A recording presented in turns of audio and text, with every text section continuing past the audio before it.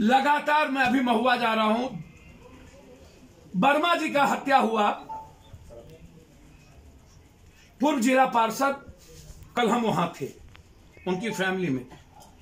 मुझे नहीं पता विधायक जी उसमें कितना रोल है, विधायक जी ने क्या किया है। उनकी पत्नी का कहना था कि विधायक जी मेरे सामने में ऑर्डर दिए मारने के। उनके भाई का कहना था उस इलाके। मैंने कल डीआईजी और एसपी से बातचीत की, हम वहां गए,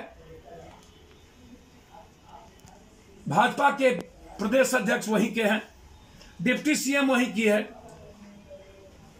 और सबसे बड़ा अपराध का केंद्र बिंदु बन गया है पश्चिमी चंपारण, बेतिया, मोतिहारी, मुजफ्फरपुर का जोन जो है अपराध का बड़ा यूनिवर्सिटी, इंटरनेशनल यूनिवर्सिटी।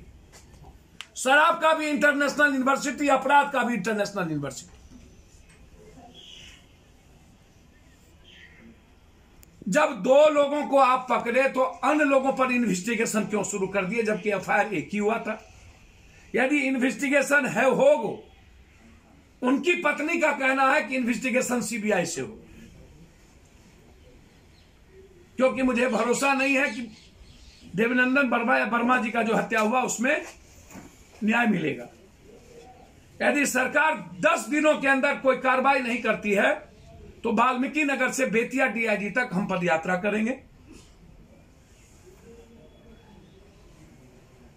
बहुत क्लियर है, जघन्य अपराध हुए हैं, उसमें सरकार के विधायकों का एफआईआर है।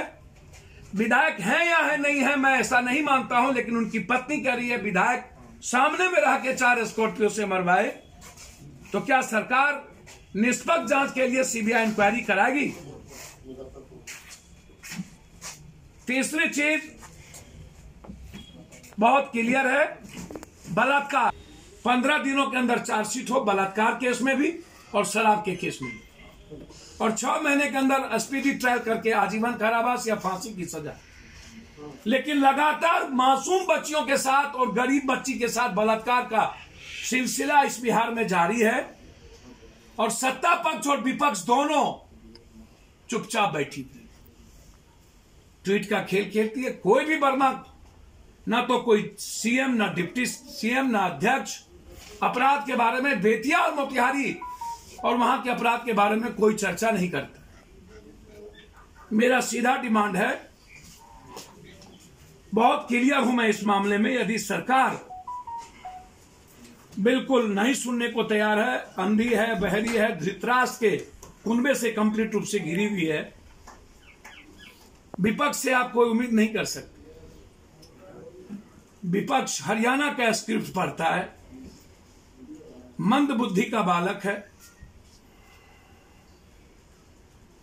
या तो हरियाणा का स्क्रिप्ट पढ़ेंगे या नहीं तो फिर रांची पर भरोसा। और 26 दिन में 4 दिन पिकनिक मनाएंगे, फिर आएंगे ट्वीट ट्वीट का खेल खेलेंगे, बेमौसम बरसात के तरह राजनीति करेंगे।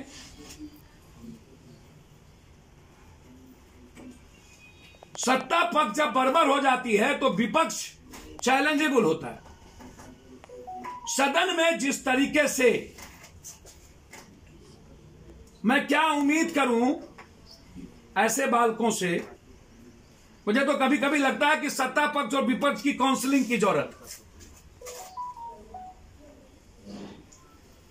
एक तरफ क्यों अंधी और बहरी है, और दूसरी तरफ यह मंद बुद्धि का विपक्ष, हठधर्मी बालक, अहंकार से डूबा हुआ, जिसमें सत्ता पक्ष और विपक्ष के लगभग भूमिका शराब में और इन चीजों में है। बिहार की इकोनॉमी को नीतीश कुमार जी, जीडीपी को आप मत दिखाइए, आपकी जीडीपी शराब, जमीन की, साहबगंज में अरबों खरबों की संपत्ति सरकारी, वहां के नेता एमएलए एमपी ने जमीन को बेच दिया। लगभग कौसी कॉलोनी से लेकर के सरकारी खास महल की जमीन बिहार सरकार के मंत्री संतरी और माफिया बेच रही, उसमें भी गई इकोनॉमी। खनन मंत्रालय में कंप्लीट रूप से नेताओं का इन्वॉल्व है, उसमें भी गई इकोनॉमी।